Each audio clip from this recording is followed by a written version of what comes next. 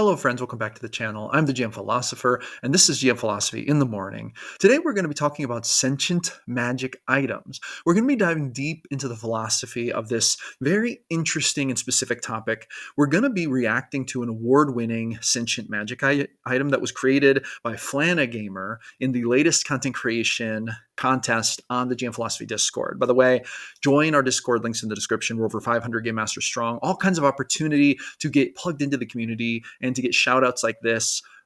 Great job, Flana Gamer, on your item, the Porter Pendant. We're going to be discussing this, and I'm going to be using this as a template for a deep dive into how I sort of conceptualize magic weapons, how to use them valuably in your games, how to use them to add a lot of like fun, mystery, how to add excitement and engagement to your games through the use of magic items, especially sentient magic items. We're just going to dive deep into this one. If you want to hear me give you an exposition on what I think about this and how I conceptualize this in my games, then this is the video for you.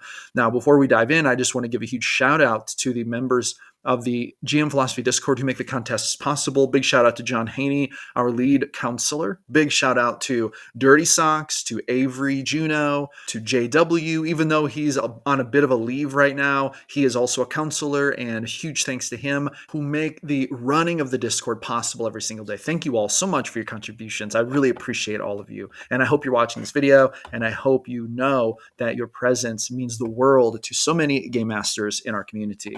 So with that being said, let's dive in and talk about this item. I'm going to share this with you. Okay, so the Porter Pendant, Raphael's Halo by Flana Gamer. Now, this was created in a contest where basically the contestants were given one page to work with. No AI was allowed, so everything handwritten, hand-drawn if there's art, those types of things. It had to be a sentient magical item that was not a weapon, right? So those were like the contest parameters. And this is what Flana Gamer created, and this was the item that actually won the whole contest. So let's dive into this first for a minute. The Porter Pendant, Raphael's Halo by Flana Gamer.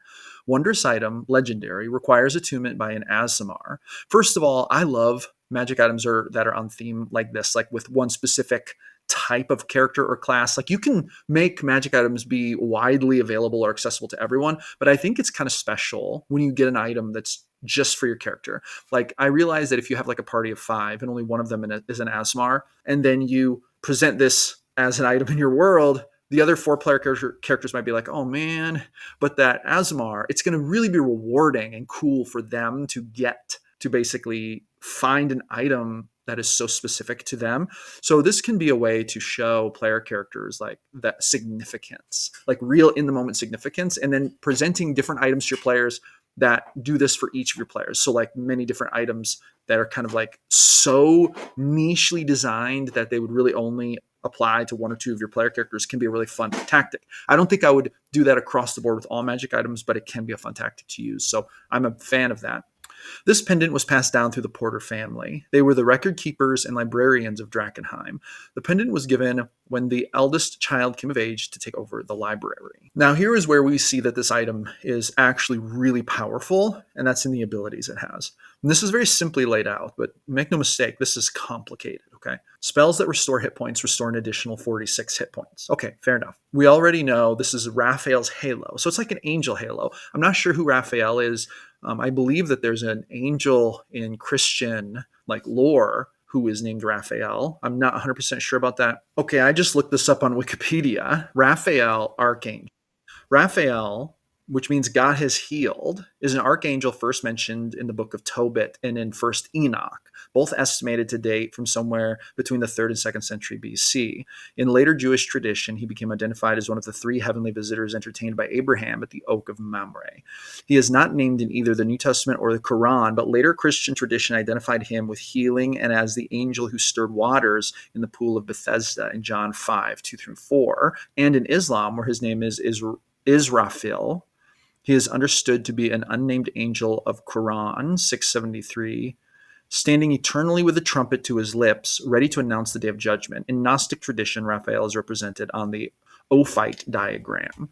So we can see that there, I don't know if this is what Flana Gamer was chasing with this, but that is really thematically cool. And when I think about that, all of these kind of spells and things make sense. Now, here's the crazy part of this magic item. You gain access to the following spells once per day. Daylight, okay, fine. Fly, crazy spell. Heal, actually very powerful. Hero's Feast, really powerful, but selectively useful. And then just as if thrown in at the end, Resurrection. Okay, incredibly powerful. Introducing an item like this into your game has a massive potential to like break your game in ways that will change it. And I don't mean break it for the bad. I mean that once your party gets a hold of this item, if they have an Asimar in their party, what's going to happen is, I mean, they're all going to die and come back to life repeatedly over and over, obviously. Now, since this is a magic item and it gives you access to the following spells once per day, I'm not sure how most GMs would rule whether or not you need to use the material components, because the material components for Resurrection are quite significant. According to the 2024 Player's Handbook, Resurrection is a level 7 necromancy spell available to bards and clerics. Casting time is 1 hour. Components: a diamond worth 1,000 or more gold pieces, which the spell consumes. Okay. Now, this is like a high cost spell to cast. This is a spell that literally brings the dead back to life. Okay. And this gives you access to it once per day. Here's the thing about magic items. I always rule in my games that if you have a magic item that gives you access to a spell, you do not need the components to cast the spell. This is the way I've always done it. I've always ran it this way. I've been running it this way since 3rd edition, and I have not changed that in 5th edition. I'm not sure if that's technically how it's supposed to be, but that's how I run it, okay? And that would make this even more broken and powerful. Now, I'm not necessarily saying that that's a bad thing, but it will change the way that your players play the game, and it will change the dynamics of your game. And I will say this, if you're not ready for those changes, it can really challenge you, and it could ruin the game for you as a GM if it takes you in a weird direction, okay? So for that reason, you want to be a little careful about that. Here's another thing about really powerful magic items like this. Speaking of running games, friends, I have several open games on my Start Playing Games account that are waiting for players. I have one full game. I have another game that has just gotten enough players to get started, but I have a few other games with open slots available. So if you would like to play D&D with me, D&D 5e, or play in my upcoming Paragon superhero campaign, a gritty Marvel meets the boys style campaign where superheroes need to stop a comet from hitting Earth. It's a modern day kind of like sci-fi superhero game. I'm super pumped about that one. If you would like to join one of my games, link to my Start Playing Games profiles in the description. Click on that, join one of my games, find out what the fuss is about, see if the GM Philosopher is as good at running games as he claims to be. Is he really a master of the game? Well, guess what? You can find out right now by joining one of my games. Hit that link in the description. I would love to have you. Let's dive in. And right now I'm doing free session zeros to bring characters into the campaign. So at the very least, you can jump in, have a session 0 with me. But friend, I have a feeling you're going to want to play in the campaign after that session 0, after we develop your character, go through some backstory and some history. It's pretty awesome. So I would love to have you, so make sure to check that out. Really powerful magic items like this are actually dangerous for a lower level party to possess, and here's why. Anything this powerful is going to have its own like fan club, okay? There are going to be people out there who understand the power of this item. There are people out there who have probably been chasing this item. You know, like archaeologists, historians, wizards, you know, people who are desiring power, people who want to control powerful items. Because the truth is that even though this requires attunement by an Asimar, you might think, well, your normal run-of-the-mill evil human wizard, you know, why would they be chasing it? They can't even use it. Friend, that's not necessarily true. All kinds of crazy things can happen. High-level magic users can twist magical items like this to their will. You have to take into account that any party who gains possession of this item, if they're not powerful enough to alone be a deterrent to any threats who would try to take it from them, like then people are going to try to take it from them, and people are going to try to destroy them to take it. So if you're level 3 players get a hold of this item, odds are good that within 7 to 10 days, they're going to be facing a party wipe level threat from just one of the entities chasing down this item, trying to gain access to it. And the fact that it would have fallen into the hands of the party would have been the luckiest day ever for that group of evil bandits or whoever they are, because they've probably been hoping for an opportunity like this to fight someone who probably isn't as well equipped to defend the item. So for that reason, you have to really take into account kind of those ramifications of this. And don't, also, you know, there can be secret magic items, but they can only be so secret, okay? Think about Charles Xavier in X-Men, and he uses Cerebro to locate mutants all over the world. And he can see powerful, powerful mutants all over the world. And then he sends the X-Men out to make contact with some of them based on certain criteria. You don't think that's happening in the world of D&D, in your world? You don't think that there's some mighty wizard out there or dragon or some, lower level deity that is scanning the whole world constantly looking for powerful magical signals and then sending agents out to retrieve those things? Friend, this is happening, like high key. And if this isn't happening in your world, you should probably change that, because that would be the reality, really. That would be the reality of what would be happening. So with that being said, other abilities this gives you: the halo bestows the effects of light, featherfall, and dark vision upon you. A featherfall, it just bestows the effects of featherfall on you like permanently. So you jump and you're going to just float way up in the air. This is a crazy powerful item, okay? And we haven't even gotten to the sentience. So let's read the sentience part. When the wielder uses a racial ability, not a class spell or other magical item or effect, so this is a racial ability, the pendant transforms into a shimmering halo that sits above their head. Now, here's the thing. So it starts as the pendant, but then when they use a racial ability, it transforms into a halo. Now, there is a question about whether or not the person who has the item would know about this. Now, here's the thing. In my games, there are two types of magical items. There are magical items that imbue their abilities to the wielder upon the wielder taking possession of them. So, for example, if you pick up a magic sword, there's a pretty decent chance that once you pick it up, you're automatically in your mind going to understand what the magic item does. So this is one type of magic weapon. Probably 80% of magic weapons fall into this category in my world state. But there are some weapons, and the difference is whether the weapons were crafted this way or not.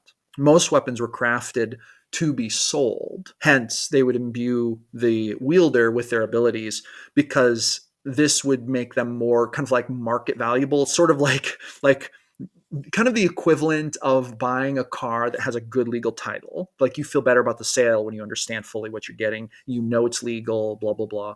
Now, with that being said, there are about 20% of magic items out there in circulation in my world that when you pick them up, they hide their abilities from you. And they might have a word, so like an activation word, keyword that you have to speak to activate it, and this might be secret.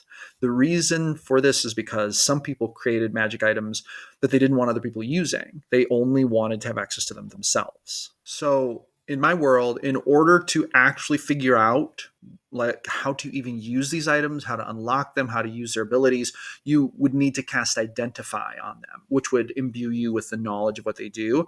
And then it would also allow you to discover, the trigger word or the keyword. This is how I've always run it in my games. Now, with that being said, there is also a very, very tiny, small minority of these magic items that are cursed items. So in my world, cursed items are items that are designed to look useful, but then when they're used or donned, they deliver some kind of negative effect on the person, okay? And a lot of times in my world, cursed items are tricky, because when you cast Identify on them, you will be able to detect one layer of enchantments. This is by design. This was programmed into the item when the person created it. But unbeknownst to the person casting Identify, they would need to cast a second Identify spell immediately after to fully understand the second layer of enchantments, which are the cursed enchantments. And a lot of people would just cast Identify, be like, oh, cool, this does this, this, this. And then they would use it, and then they would curse them, right? So in my game, a lot of my players learned to always double identify magic items just in case they're cursed. So that's kind of a fun thing. And that's probably not necessarily representative of what everyone does in their games. But the idea is, I don't know in Flana Gamer's world if when they put on the pendant, they understand that it could turn into a halo. Or do they just get the pendant and they think it's just a magical item, but they have no concept of these crazy abilities until after they use the racial ability, an Azamar racial ability. And then attunement. Can they attune to it before or after this happens?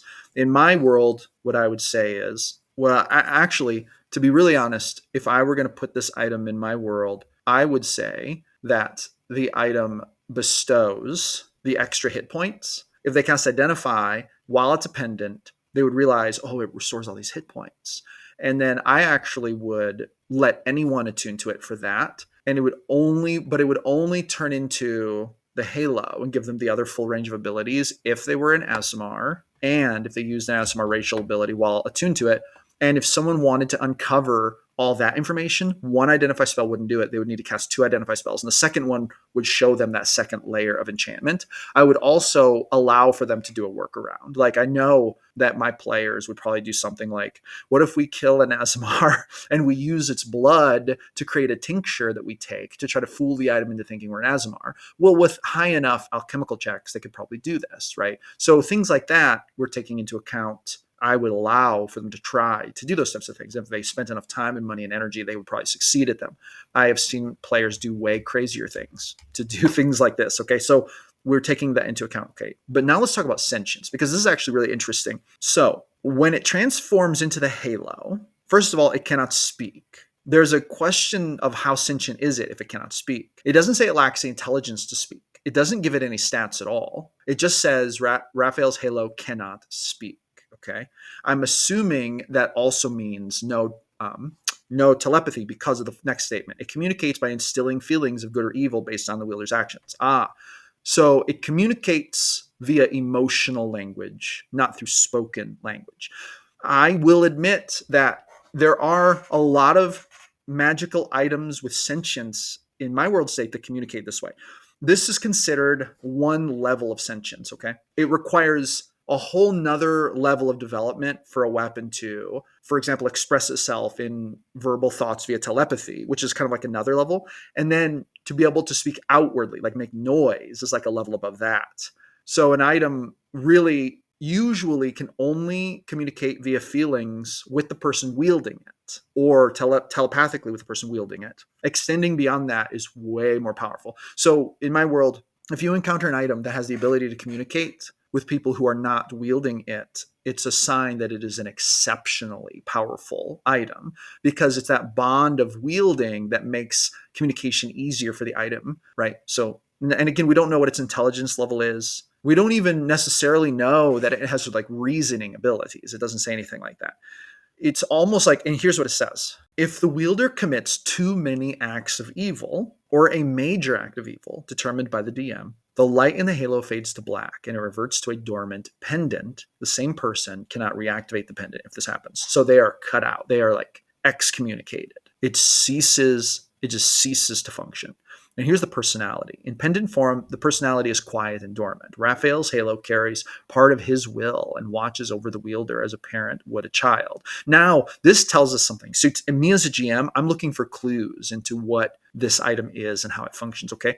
In pendant form, the personality is quiet and dormant. So it has a personality, okay? This actually tells us that there's more complex thinking going on, right? So dogs can have a personality, cats can have a personality for sure. So, and their, intelligence levels would be lower than that of like a human or an elf, but they still have a personality and they can still communicate.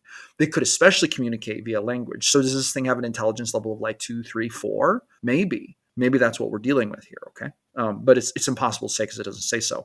But Raphael's halo carries part of his will and watches over the wielder as a parent would a child. So what kind of parent? Like a dog parent or like a human parent? These are very different things. When I'm reading this, here's how I would interpret it in my world. I would say that it has actually a high intelligence. The item just wasn't built with communicatable function. So it was built. So here's how it works. If you want an item to speak, one of two things needs to happen. You either need to craft into it the ability for it to do that from the beginning, which is very difficult and it requires an insane amount of magical power, or you create an item that at some point becomes magical. Now, there are different ways for items to become magical too. In my world, you can create a magical item, or a mundane item can become magical in the presence of great magic, okay? So, you might have an item blessed by Raphael here, right? That he spoke words over and imbued some of his consciousness into, and it became a magical item.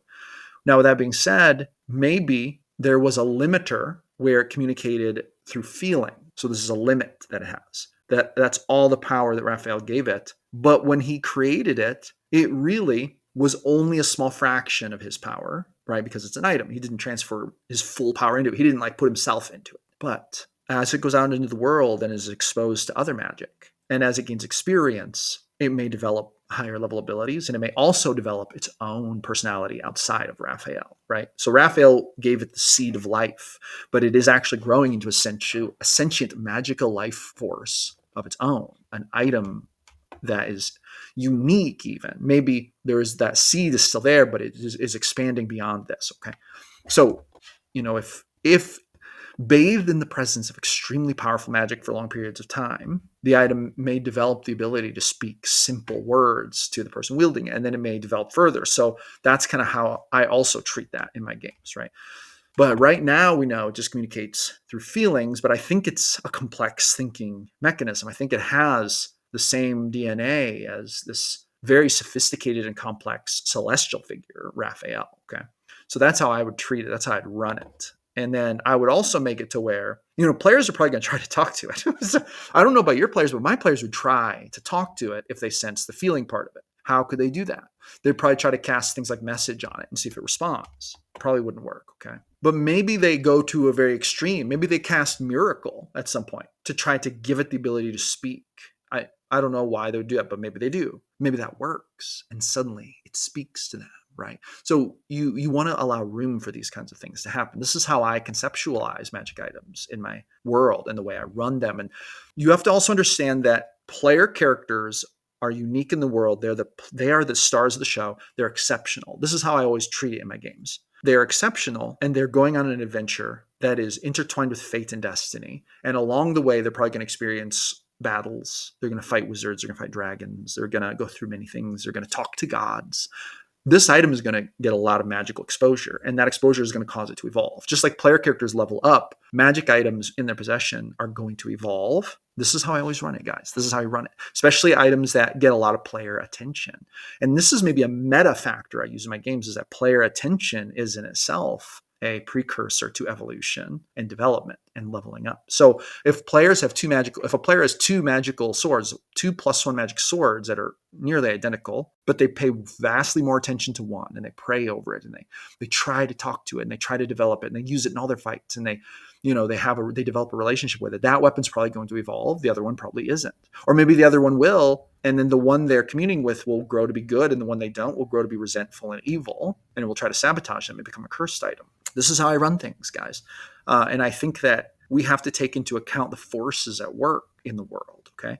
In your world. So Flana Gamer, at the end of the day, awesome item. I think is really cool. I kind of like the simplicity of it. This is an item I could put into my games and run through my own filter to make it work. It's not overly complicated, but it gets the point across. And I think that's cool. So very well done, super well done. Well-deserved win, I would say. And to all of you watching, I just want to say, don't shy away from using powerful magic items in your games, but just be careful. Daily use of the resurrection spell is crazy powerful. That does not mean it's bad, but it will change your campaign. It will absolutely change your campaign. And if you are not comfortable with that, you're going to find yourself tempted to maybe try to get the item away from players, or to nerf it after you realize it, or to try to get in the way. But then you start railroading, and that starts you on a dangerous trend. So be sure that you're ready before putting an item like this into the game. That's kind of my final piece of advice on this one. And with that being said, friends, that's going to be all I have to say on this one. Thank you so much for coming back for another episode of Gym Philosophy in the Morning. Roll some D100s for me at your next game, and I will see you awesome people on the next one.